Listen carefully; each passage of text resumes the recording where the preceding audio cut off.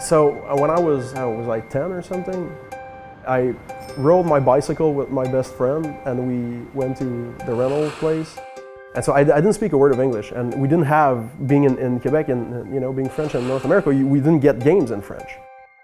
And we asked the manager, is this a two-player game? And he said, yeah, which it's not, right? So we didn't even try combat. We saw it was talking and we couldn't understand anything, And so he leaves. And I keep playing and the music just took me over, right? The ambience and that, oh my God. The thing I was most excited about was to make an RPG, but we weren't really ready.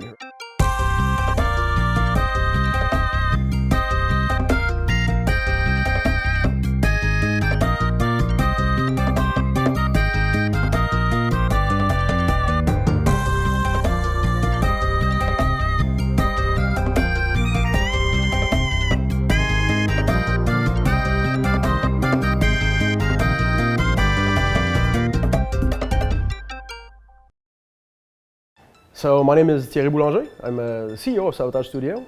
Founded the company in 2016, April, so we're just about to celebrate 7 years now.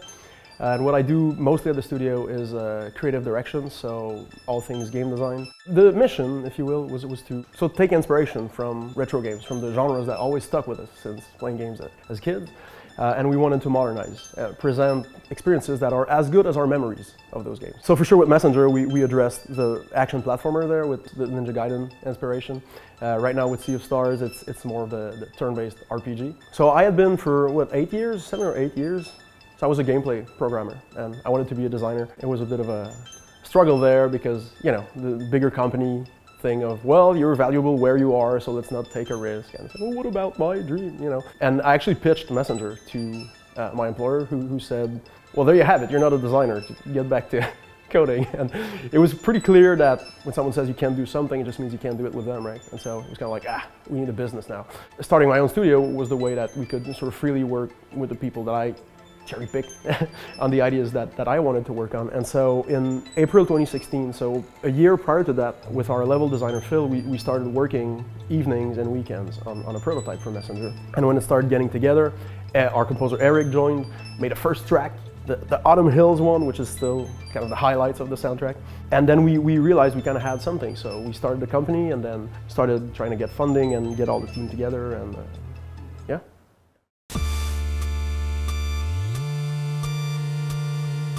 If we go back a year before Sabotage was founded, there was Phil, who's our level designer. There was Miko, who's all things level art. Like anything that's a pixel, that's not a character, basically, was him. So there was also Eric, composer.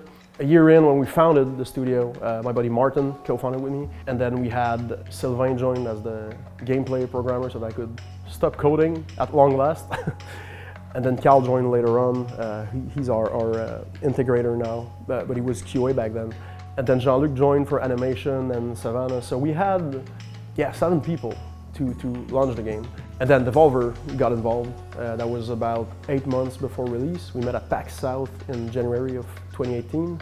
So got to pitch the game to them, and they signed it, which went a long way into putting us on the map, something we're still very grateful for. How I got involved with Sabotage Studio was writing and releasing my own music for over 10 years and just doing my own thing like that. Eventually it found the ears of somebody who was thinking about starting his own studio. That's pretty much how that happened. He just approached me at a show. Actually reached out on LinkedIn. Apparently, I never got that email. Never really checked LinkedIn, I guess. The kind of stuff I was doing before I started doing Sabotage was just, I found Chiptune on MySpace, which was repurposing old video game consoles and computers to make music with. I started on Nintendo Game Boy. I sort of fell into that scene, and then I wanted to do this, but in my own way, and then started adding metal vocals. I noticed it was a lot easier to travel playing Game Boys rather than lugging around a whole drum set. So I just did a lot of touring with that, and eventually just people heard it Getting my friends to join Sabotage, that was pretty easy. I mean, Phil was, so not level designer Phil, but producer Phil was a bit annoying. I had to write almost a love letter in the first game, like the tearjerker moment. He called me crying. He was like, okay, man, I get it now. Let's look into this, you know? So I met Thierry way back when we were working at the previous studio. I was doing project management, he was doing programming. After I left that studio, we started talking about like different side projects. We even had like a small business together doing consultancy. He started bringing the idea of that world he was building since he was a kid for the Messenger. I think he was partying, it was the launch party for the Messenger, and I started playing the game. And then at the end I saw that the shopkeeper has stories in the Messenger, so there was one story directed to the team and there was a note for me in it, which really brought me to tears. We had all been working together for almost 10 years, most of us, and it was clear, you know, if you're in a bigger studio, you kind of have your either sub-team or like core team that you work with, and you just meet all these people that you're cut from the same cloth, right? So my job is mainly to work with Thierry, our creative director, and Philippe, our level designer, to produce all the visual assets. Actually, I work with Thierry and a lot of the founders of the studio at our previous job. I was a 3D artist then, and during the lunchtime I always did like a lot of pixel art because I was always passionate about pixel art, but my job didn't permit me to do that much of it. So when Thierry saw that I love that, he told me about that project he has. One thing leading to another. When he started the studio, he asked me to join as the first artist for the game. So it kind of became this abstract thing of, hey, if I build it, will you come? You know, and essentially the core team that was needed to kind of have all the atoms that we need to make a first simpler game, which would be Messenger. None of us have looked back. So 10 years prior to Sabotage, I made a Flash prototype. It was called Darkest Night, but it was the ninja. You had the full moon, you had the purple lighting and the grass and all, and so the idea was kind of always there, but it was hard to convey at first because the last pitch anyone wants to hear is Pixel Ninja because it feels like there's so many of them already. In my opinion, there's too many zombie games, but it appears that the thing you hear when you want to make a ninja game is every game is that. And I was like, well, give me the badass ninja in context, like in a bamboo forest, you know, the fantasy that you picture. It was just like, let's take that risk of just making the cliched like idea and see where we can take that. And we went to PAX South, and so our friend Kirk over at Nintendo of America was an account manager there. He basically said, no, I think they just need to see the game. And it's like, well, yeah, I mean, it's just awesome to get, you know, like someone who believes like that, but you're like, yes, but how do we get them to see it, right? And so he brought someone over from Devolver, and I got to do a quick pitch, which had the whole thing about, you know, it's a linear game, and then the frame falls, and you've been playing a Metroidvania all along, and you now have this part explored, but then you have to go everywhere. And I don't know if it was that specifically, but it seems to be when Nigel, it was kind of went like, that's cool, you know. And he asked if he could send over the entire team. And so I had to pitch in front of, I think there were 7 or 8 people. And it was very stressful because we're nobodies, right? And it's like, who would you like to publish your game? Your pixel game at that, right? And it's like, well, Devolver. It's like, well, yeah, anyone would say that. The reception Messenger got was, what I was really surprised about is how many of the intentions came across, you know, and that the players, when we see conversation about the game online, and it's like, these are all people we never talked to directly that get it, and in their own words are repeating the essence of the initial pitch I gave the team. Now the Game Award was kind of like, there's nothing after that, right? There are expectations, because some people come to us just because of that, right? Or they expect something more coming up next or whatever, and we're trying to keep things like, look, what worked for us was we focused on what we wanted to make, and we all agreed as a team that this was what we wanted to present, and we're trying to kind of maintain that amidst the kind of whole maelstrom of people, like, you know, is it coming out? Is it gonna have this or that? Is it gonna be 200 hours? Or there gonna be 25 playable characters? And it's like, hopefully we know what we're making and why, and once you play it, it will make sense. So the plan after Messenger was always to make Sea of Stars. Actually, the kind of the prize for us was we get to make an RPG together. If we pull this off, if we make it work just enough.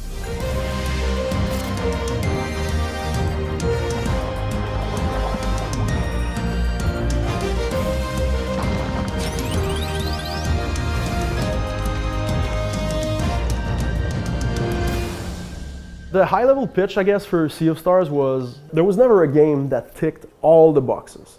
There were a lot of those games that I was like, oh, this one is doing this really well.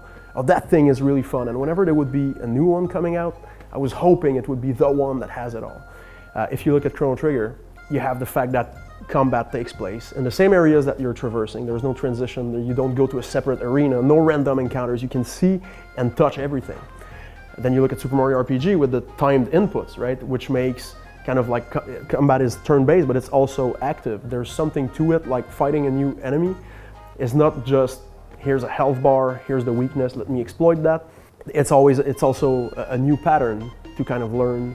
And if you fail on a boss, it's not just, oh, let's try again, but drink more potions. It's like, oh, I can execute better at blocking and things like that. And it was always clear to me that that makes combat more engaging. And so I think these would be the kind of the pillars, right? Things being seamless in terms of traversal, breaking free from the grid, like no tile-based movement, you go in and out of water seamlessly. And then having these animations like climbing and all the angles, hoisting up, grabbing the ledges. And so just to mix really a world that you can touch and that everything that you read, it's not like, oh, this is my grid and then this is the art. You're always like a part of everything and you can touch things, you can feel them. Our motto is usually like we want to do the memory of an old game, not the actual old game. So the initial pitch for Sea of Stars Thierry gave me is what the game became. Without spoiling too much, the idea of like the solar, the lunar magic, the eclipse, a world with like interactive puzzles and navigation that's actually fun to play with.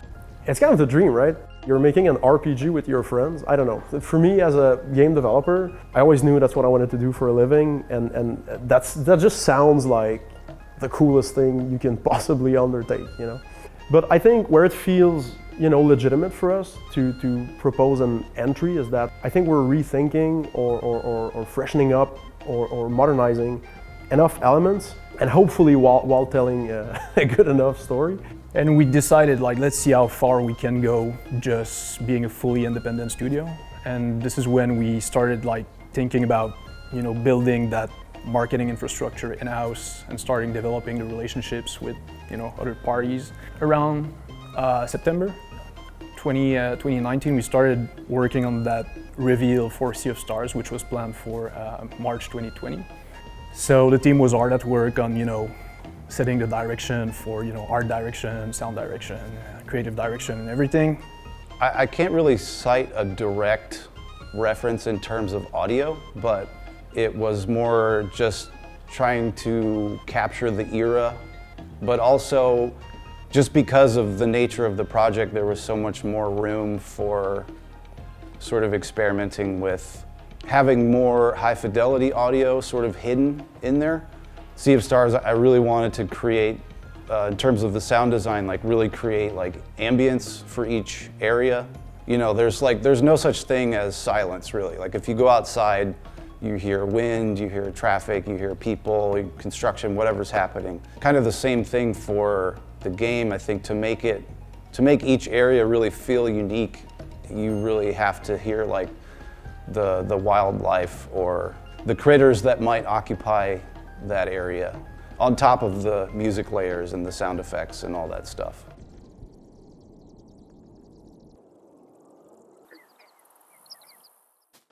Well, when it comes to art direction, it was pretty clear where we wanted to go. The reference points. Again, from the experience on Messenger and then working with Mick in environments, we have a really good connection. And so it kind of just emerged, I would say, naturally. One thing you'll find in Sea of Stars that you won't find in any other is really like the sense of this world had an history. It's like a lot of environmental storytelling, Like you'll see big heads of stone that's been there for centuries maybe, and it's like, what's this about? And you actually interact with that, and it becomes like the entrance of a side area and things like that.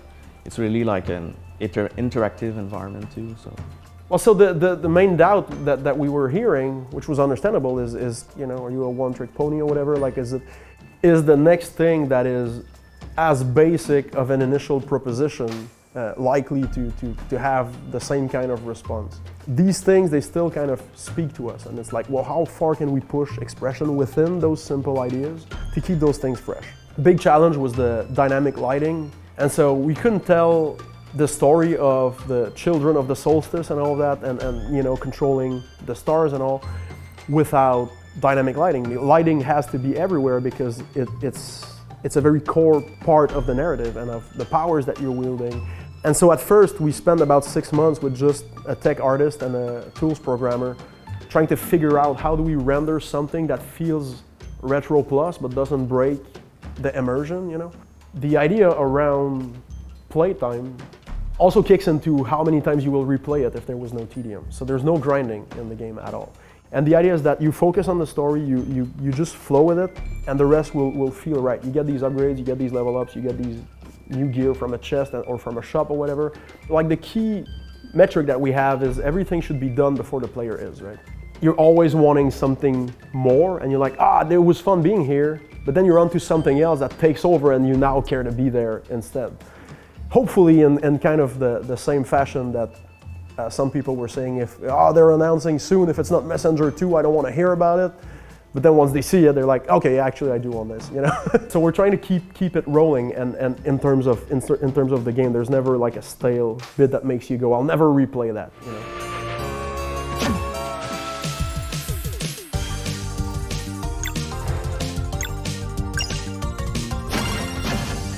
So the idea around the Kickstarter is we wanted sort of a social proof, right? Because going all in, and then after 5 years just releasing something, it's like, oof, no one cares. Maybe we should have saved a bit of money, you know? So our Kickstarter did really well.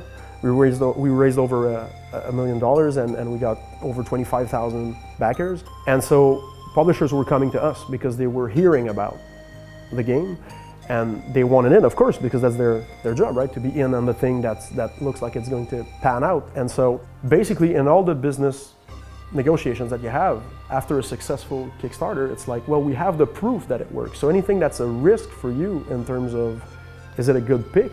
It's very rare that you can just show proof that can move out of the way.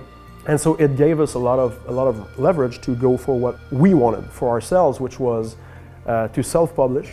You can work with the best indie publisher in the world, and I fully believe that we did, but you're still under their umbrella, right? And a lot of people still, despite them going out of their way to mention you, people overwhelmingly still go like, oh, you know, the publisher made this, that's the game from that publisher, and then you don't know what can happen. You can't be, we didn't want to, for us to be independent, right, was part of that was self-publishing, that we can bring our own message ourselves, we can move the dates if we need, we want to be locked in as less contracts as possible, that it's really only about the game. And so that's why we went with Kowloon Knights, which is more of a fund. So they're not a publisher. We're publishing.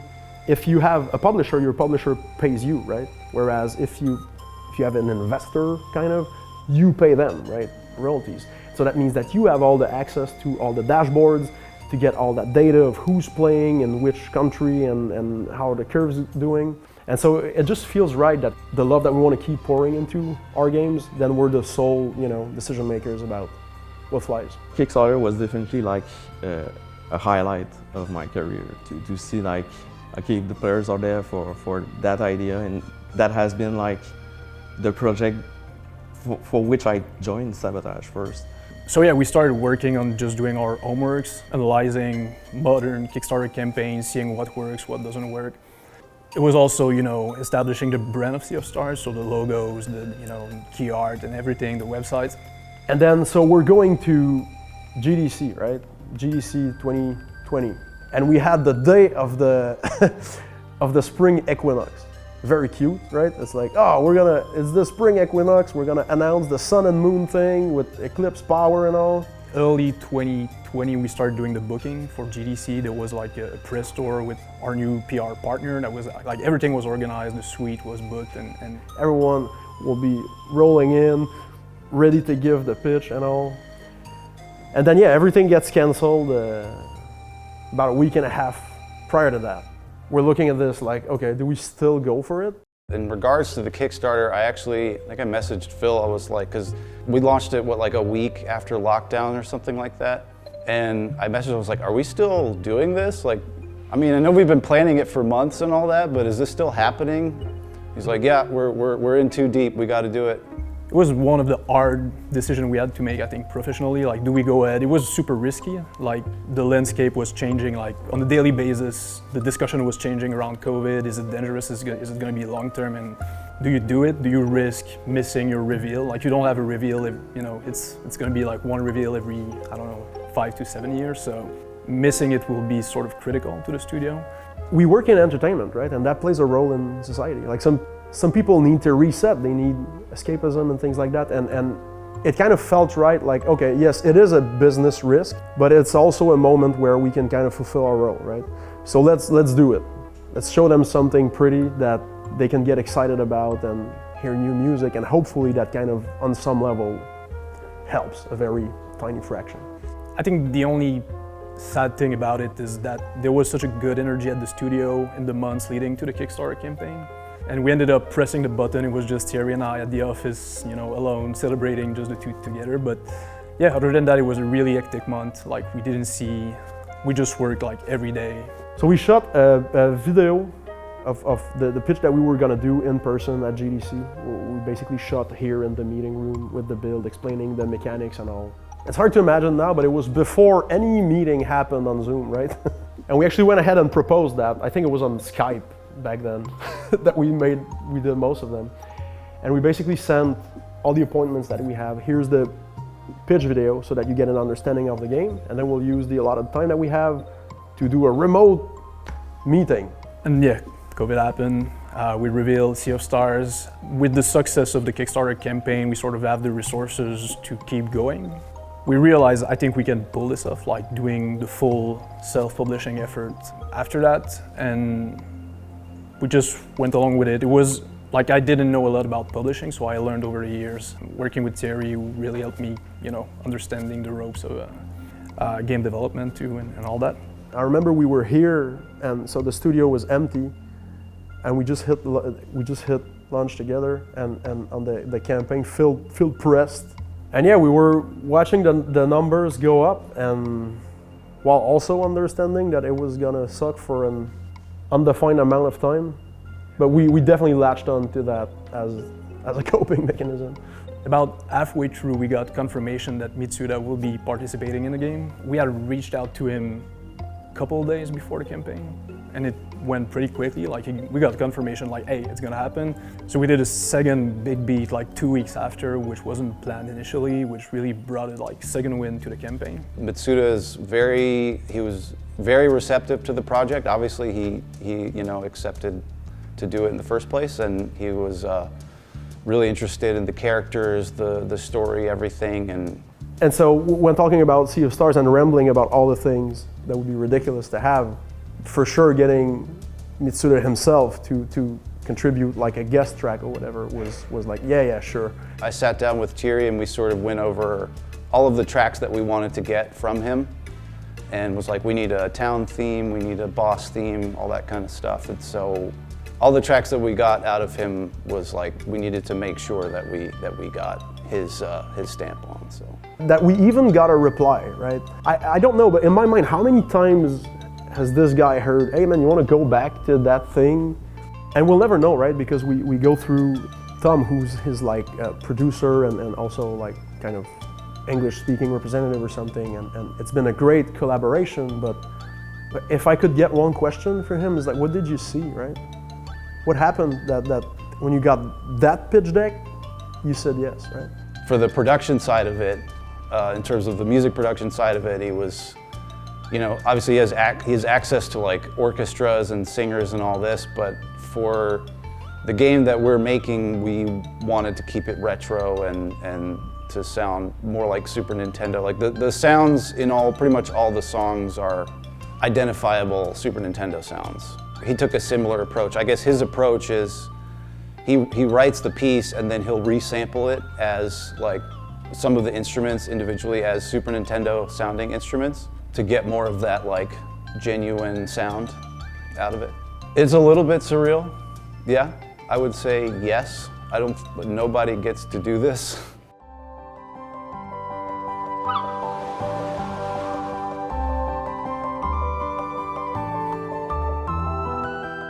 actions speak louder than words. And when we offered, like, this is the range of how many tracks we could want for you, like if we're having a conversation, well, the dream is, and he went for the maximum amount, and then writing creative briefs for him.